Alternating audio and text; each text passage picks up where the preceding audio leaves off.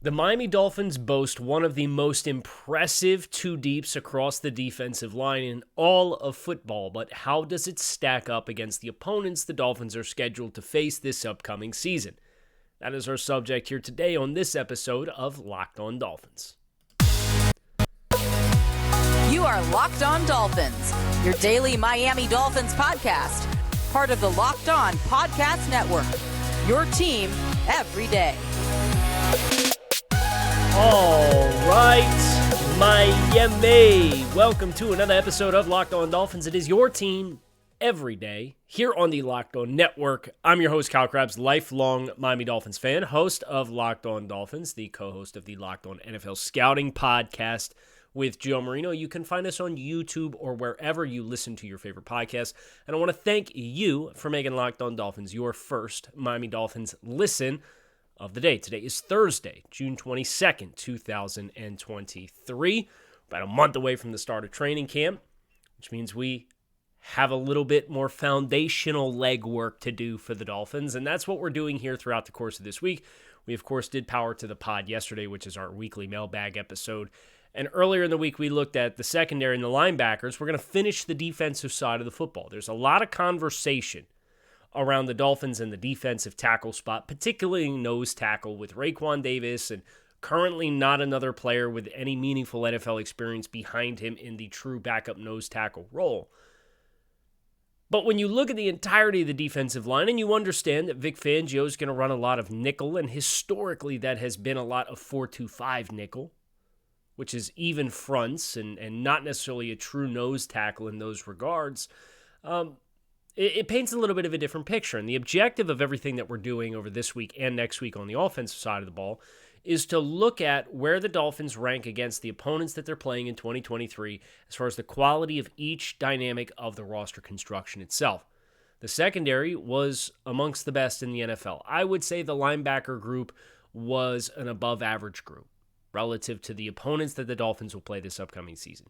If you look at the schedule, there are 14 opponents, plus the Dolphins themselves is 15. It's almost half the league. And if you take every player in those position rooms and you look at roster cornerstones, who are the best of the best, who are the pieces that you would build your roster around, your quality starters, your adequate level starters, your depth, your rookies, your replacement level players, your players who you're kind of waiting to figure out what they're going to be. That's what we've been doing over on Locked On NFL Scouting. We've been doing all the teams across the league and doing a deep dive on every single team with the objective being understanding the dynamics of the league and the footprint of the league right now makes you a better fan and gives you better perspective on your own individual team. So taking some of that and extrapolating that and discussing it with you here on Locked On Dolphins has been a really fun way to kind of build upon that content. Highly recommend you check out the show. So we're looking at the defensive line today. And the methodology for the defensive line is you're looking at the top 3 interior players and the top 3 exterior players. Now, some teams will have more impressive depth than others, but just to really bake in kind of the featured pieces, and I know not all teams rotate evenly, right? Some teams, like the Dolphins, played Zach Sealer and Christian Wilkins a combined 2,000 snaps last year defensively. Other teams, like the New York Jets, Quinnen Williams, he's playing like 600 snaps a season, and he's arguably a better player than what the Dolphins have. So that's kind of there's ebb and flow with the importance of depth, but just looking at the top of these depth charts is the objective of this specific discussion. And we're looking at the defensive line. And you know the Dolphins collection. Your interior trio is very well established. It's Christian Wilkins, Zach Sealer, and Raekwon Davis. That's your top 3. You think about the exterior, it's certainly Bradley Chubb and certainly Jaelan Phillips. From a financial standpoint, it's probably Emmanuel Ogbah. From an opportunity standpoint, it might be Andrew Van Ginkel. But Ogbah, I think, is the player who, when you go even front and you go sub-package rush looks, is probably going to play a little bit more. So, therefore, I would go with the trio of exterior guys being Jaelan Phillips, Bradley Chubb, and Emmanuel Ogbah as your top three, plus those three interior guys of Sealer, Wilkins, and Raekwon Davis. Now, how do those guys quantify? How I would grade them personally, I think you have two cornerstone players for sure in Jaelan Phillips and Christian Wilkins. I think Bradley Chubb has a very strong case to be a cornerstone player, especially when healthy. Now, granted, the Dolphins did not see a great deal of that version of Bradley Chubb after the trade deadline last year. And I respect the fact that he played through everything that he was going through, but ultimately the Dolphins were hoping to get a version of Bradley Chubb in which he logged all the sacks that he did before the trade deadline, as compared to the player that instead was more of a catalyst of a more balanced pass rush and allowed other players to win more, but he himself was not making the impact plays. I think Zach Sealer is a step below, and that's kind of how I choose to look at the top two on both the interior and the exterior. I think the top guy is a half step in front of the other guy. So I think Wilkins is a half step in front of Zach Sealer from a quality of play perspective. I think Wilkins is more diverse. I think Wilkins is more potent. I think he's got heavier hands. I think his block deconstruction skills are a little bit more consistent, where Sealer is a little bit more of a penetration style player.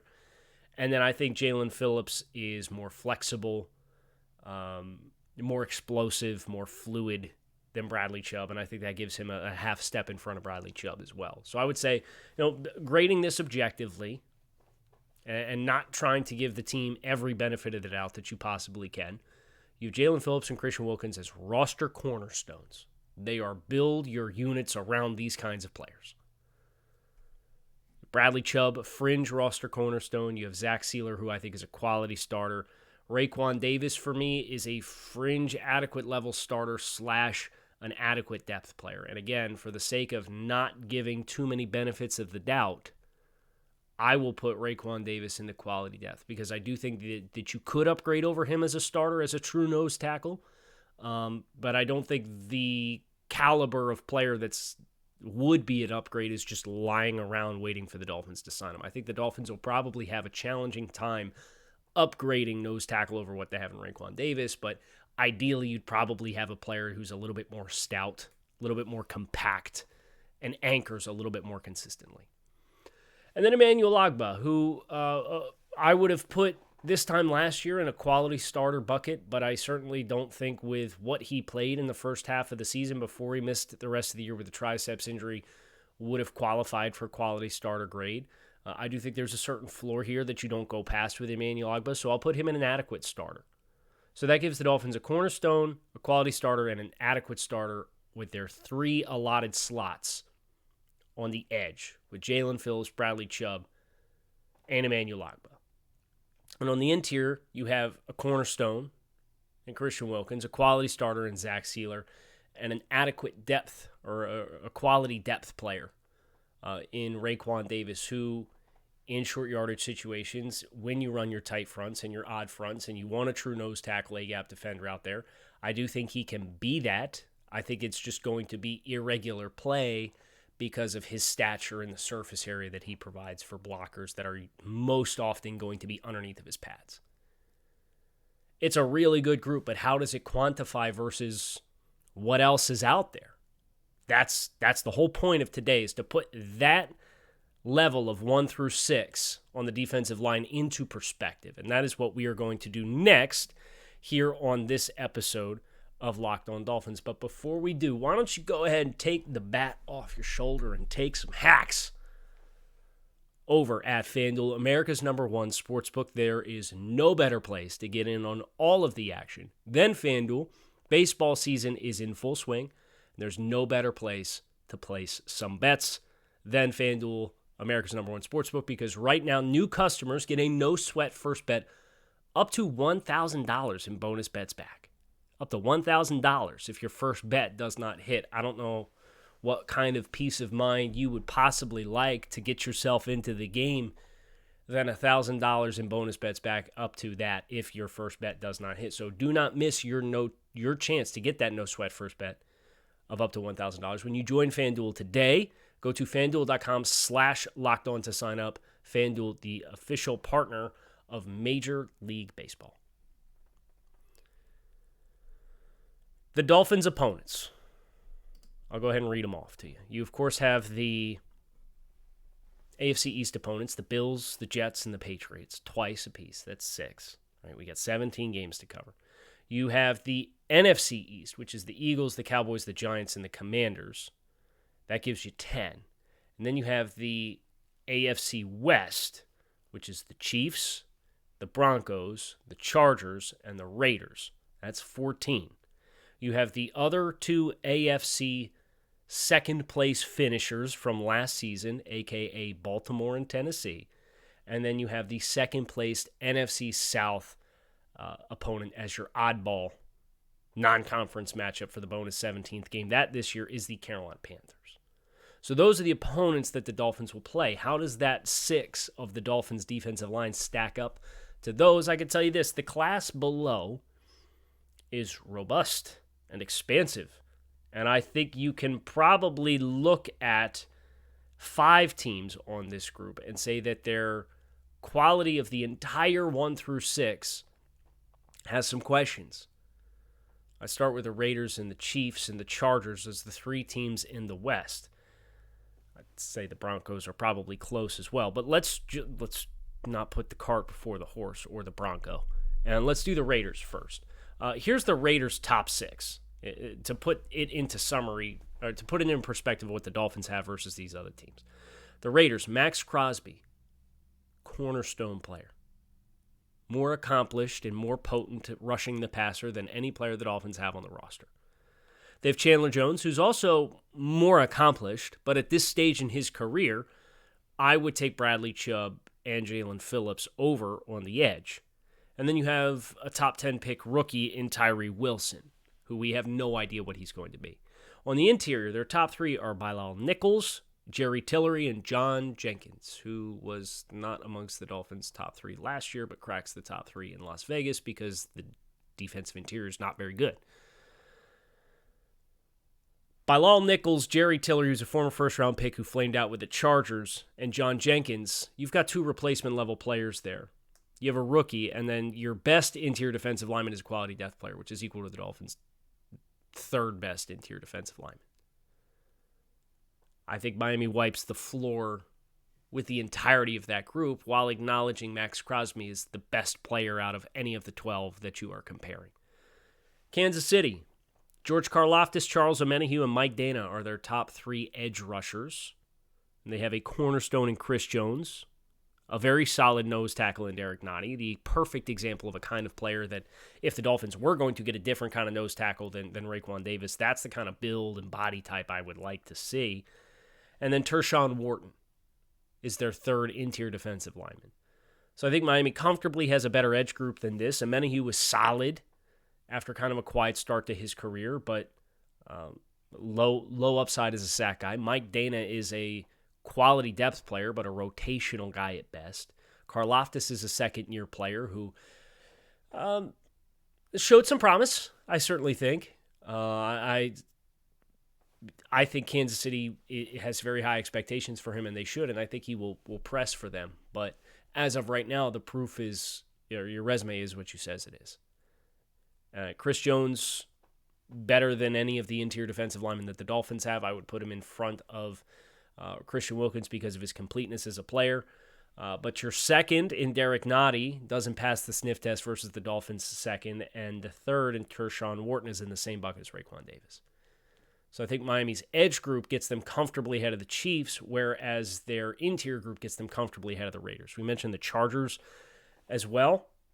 This 1-2 punch of edge rushers is more accomplished and more profound than Miami. You have 2 cornerstones in Joey Bosa and Khalil Mack. Very, very, very good players. But your third edge rusher is Morgan Fox. Quality depth type options. So the Dolphins have a little bit of a leg up in who the quality of the third player. And I don't think the separation between Bosa and Mack is huge versus Phillips and Bradley Chubb. I do think the Chargers pairing is better, though. On the interior, You have two quality depth players and an incomplete evaluation. The Chargers' interior front is Sebastian Joseph Day, Austin Johnson, and Otito Ogbanya. Versus Christian Wilkins, Zach Sealer, Raekwon Davis. So while the edge group, I think the Chargers get the edge, the interior, I think Miami blows the doors off the Chargers, personally. The Ravens are another team that's in this grouping. They lost Calais Campbell this offseason. They have Tyrus Bowser, Odafe Owe, and David Ojabo as their top three edge rushers right now. There's a couple veteran guys that are out there on the market. I think Baltimore would be wise to start knocking the door on, whether that's Yannick Ngakoue or Justin Houston again or Jason Pierre-Paul again. We need more. And Ojabo is a second-year player, a pretty exciting player. Bowser's their most accomplished and their most tenured, but I think he as an actual pass rusher, he's a little bit more of an appeal as a hybrid type player. I think he's a quality or an adequate level starter. But Owe and Ojabo are incomplete evaluations. And then on the interior, you have Michael Pierce, who is the perfect nose tackle as far as I'm concerned. Travis Jones is a really exciting second-year player. And then Broderick Washington and or Justin Matabweek are their third, and both of those are quality depth players. I think Pierce, the lack of upside in the passing game as a true A-gap defender without the versatility to move all over the front, is a quality starter. I'd have a really hard time putting a true nose tackle other than maybe DJ Reader and potentially Kenny Clark in the roster cornerstone bucket, just because their lack of versatility to get outside the A-gap kind of puts a glass ceiling on, I think, their impact. Travis Jones, a second-year player, I think he can move around a little bit more. I'm excited to see what he is, but right now he's an incomplete evaluation. And Broderick Washington and or just a matter of a week is a quality depth player. So I think Baltimore, their edge group, is at a severe deficiency versus the Dolphins group. But I do think they have a very promising interior. I think they'll be tough to run on in the inside between Travis Jones and what they have in Michael Pierce as well. Carolina is the other team that I think is in the first tier of Dolphins opponents for the quality of their defensive line. Brian Burns, Derek Brown, their two hallmark players. They only have one other player besides Burns and Derek Brown who qualifies as anything better than a quality depth, and that's Shai Tuttle, the second interior defensive lineman. It's the lack of depth here. Yetur Gross-Matos, Marquise Hayes, Shai Tuttle, and Deshaun Williams are the 2 and 3 on both the edge and the interior. When you compare that to Miami's group, it certainly does not hold water. The next tier up, I certainly think, is what you would classify as quality defensive lines, but I don't think they are like true assets and strengths of the team. I look at kind of the 15 teams, including the Dolphins, in 3 tiers. There's sufficient tiers, there's quality tiers, and their identity of that side of the ball, or potential to be identity of that side of the ball, in the event that you also have a secondary that scores extremely well, and there's more than one of those in that top tier. So it's a couple really good defenses that, spoiler alert, both call the AFC East home. I think the good group is New England, Dallas, Tennessee, Washington, Denver. I think those teams have impact players, but then they also have a certain level of depth, where I think you looked at the teams in the first tier, the adequate tier, and you had a number of roster cornerstones, but you didn't get it in both the inside and the outside. So if I were to start with, let's do this alphabetically is probably the best way to do this. Dallas, then Denver. Dallas has Micah Parsons, DeMarcus Lawrence, 2 cornerstone players on the edge. Sam Williams is a second-year player who flashed a lot as a height, weight, speed, explosive type. He fell in the draft a little bit because of some off-the-field questions. That's their trio on the edge. And then their interior group, John Hankins, who's an adequate level starter. Mozzie Smith is a first-round pick in this year's NFL draft, and you don't really know what he is quite yet. And then Oso Odighizuwa as the third guy, who is another young player who flashed quite a bit on passing downs. So you've got adequate starters or better in your 3 primary spots of Micah Parsons, DeMarcus Lawrence, and John Hankins. Mozzie Smith, I think, is going to come in and very quickly have success based off his pre-draft profile, but we don't know that for sure just yet. But I think the top two in both interior and exterior paints a certain picture of quality that you feel really good about if you're the Dallas Cowboys. Whereas Denver, I think this is a high floor group. I don't know that this has a high ceiling. I would certainly put Dallas's in front of Denver's. Randy Gregory, they've added Frank Clark in free agency in the last couple of weeks, and Baron Browning are their top three edge guys. Gregory was good for them last year when he was on the field.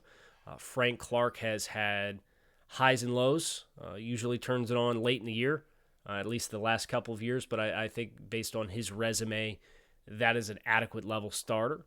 And Baron Browning last year showcased some really high promise with the light bulb coming on, but that is an incomplete evaluation. Versus the interior, DJ Jones is a quality starter. They signed Zach Allen in free agency to a $15 million a year contract. Zach Allen from Arizona, $15 million a year.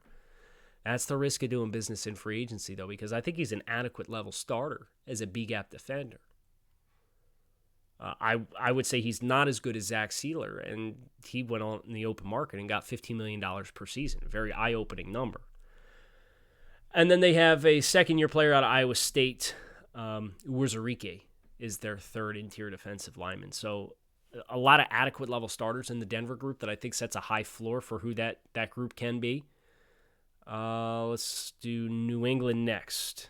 Judon and Christian Barmore are a couple of quality starters.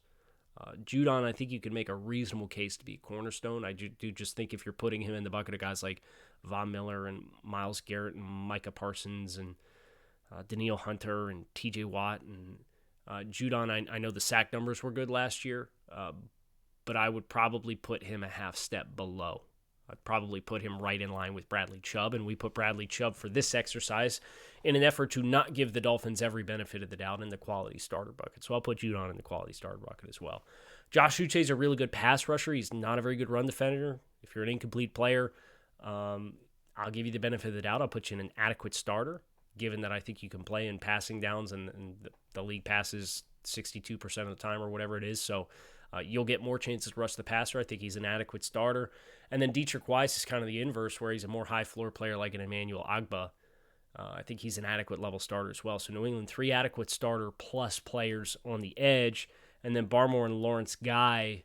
Lawrence Guy, I think, not quite as good as he's been in the past, but still a very good player, adequate level starter. And then Devon Godchow, they're paying a very good amount of money to for him to be in that room and serve as kind of a consistent presence in the A-gaps and do a lot of dirty work. Last two teams, Washington and Tennessee. Tennessee has cornerstone players in Jeffrey Simmons. They've got 2 quality starters on the edge in Harold Landry, who they missed last year with injury, and Danico Autry. Tier Tart is an adequate level starter on the interior. So, your top 2 spots are filled with quality starter or better there. And then Washington, Jonathan Allen and Daron Payne is a really, really good 1-2 punch, and they pair that with, I think, adequate play on the edge, but maybe not what you were hoping for with the draft picks that you spent to get Montez Sweat and Chase Young. Chase Young, it's kind of do or die time here. I'd still put him in the incomplete evaluation bucket, but there's a sense of urgency there, or at least there should be.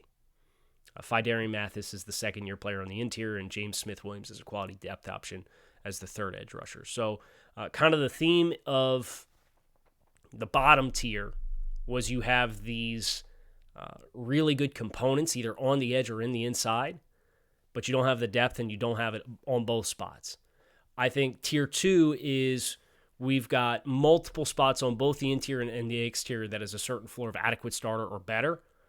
And then the third tier, which is where we find the Dolphins group, is where you have this robustness and you have a lot of depth and you can rotate guys in and out. And that's what we're going to finish with here on this episode of Locked On Dolphins. We only covered one team in the AFC East. So you got 3 teams in the top tier amongst this group of 5. I think your other 2 teams, you have Jets, Dolphins, and Bills in the top tier of defensive lines that have been assembled in this exercise. The other two are NFC East teams, the Philadelphia Eagles and the New York Giants. I'll start with the Giants. Kayvon Thibodeau and Azeez Ojulari, young players on the edge, both very explosive, a lot of speed, good amount of length. They're going to be a handful for tackles to handle, especially Thibodeau with how he played as that season wore on last year. Really came on very, very well. Azeez Ojulari, I think, has a ceiling of a quality starter. Right now, I'd probably put him in an adequate starter bucket. And then Jihad Ward is their third edge guy, which I think is probably a discount version of Emmanuel Agba-ish type player, long arms, heavy hands, that kind of body type. On the inside, though, holy cow, DeMarcus Lawrence, A-gap defender, absolute brick house, found pass rush productivity last year. Leonard Williams has been a pass rush menace for the past several seasons on the interior since he was in New York with the Jets. And A'Shawn Robinson is the third guy on the inside. This is as stout. This is probably the best interior defensive line in football, 1 through 3. Dexter Lawrence, Leonard Williams, A'Shawn Robinson. That is a very stout group to go with some pretty impressive speed on the edge.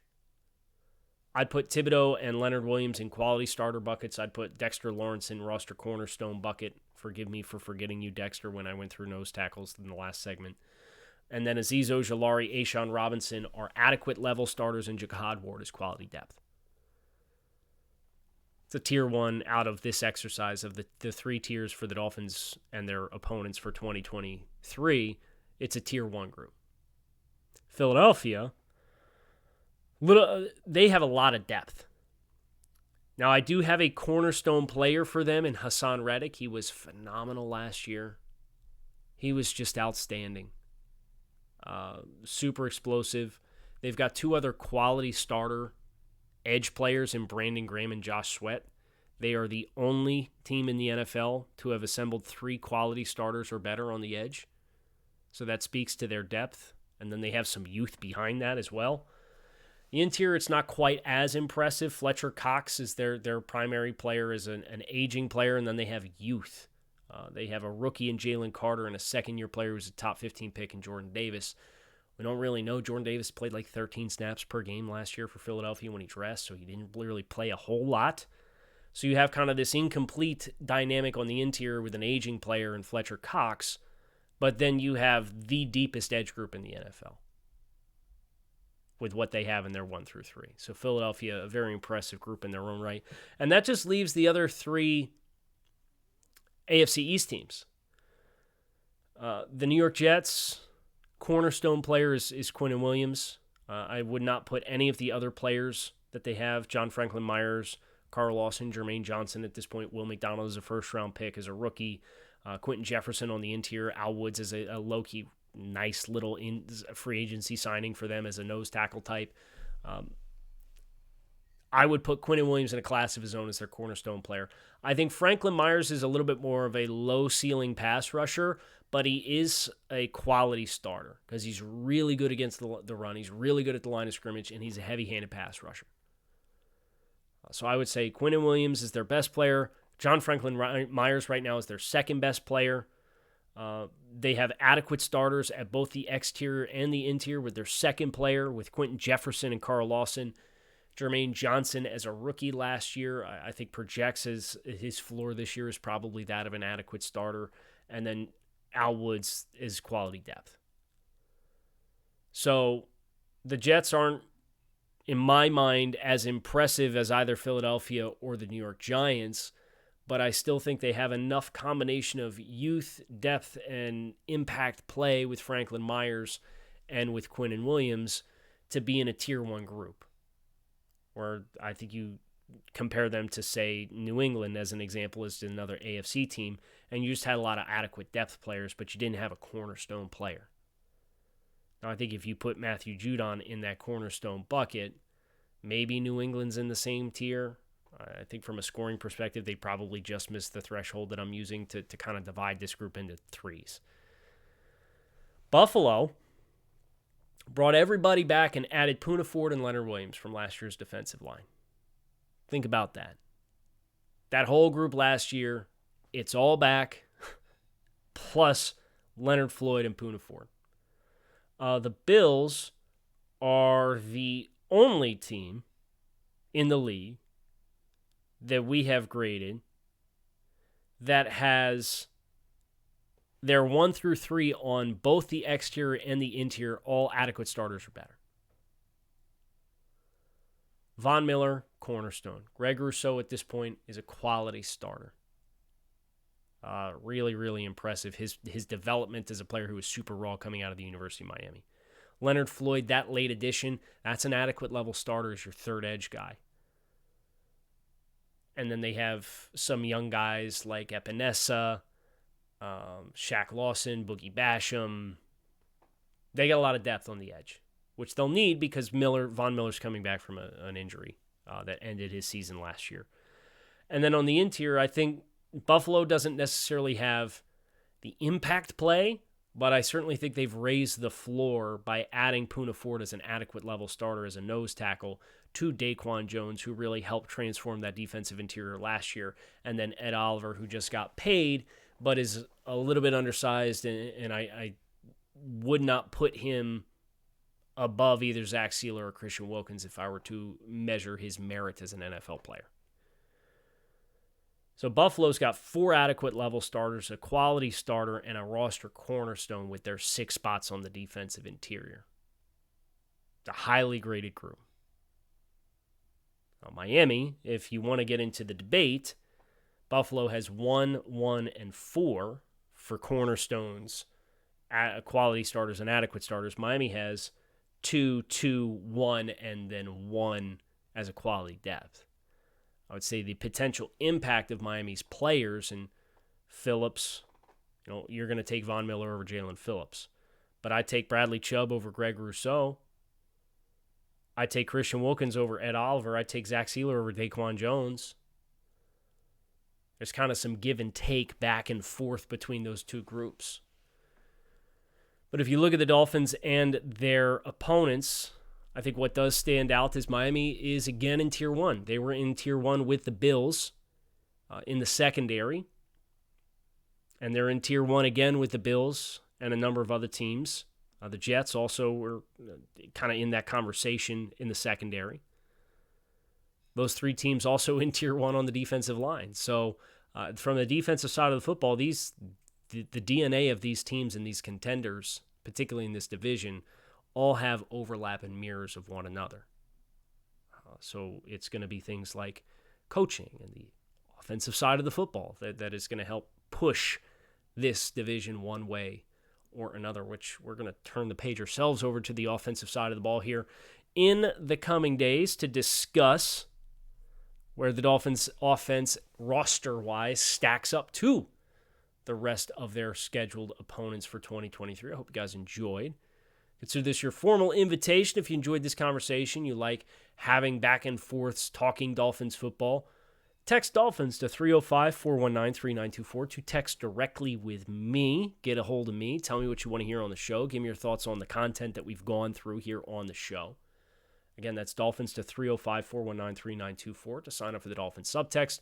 Get your first 2 weeks free. Find out if you like it. If it's for you, great. It's a couple bucks a month. If not, you can cancel at any time in those first 2 weeks.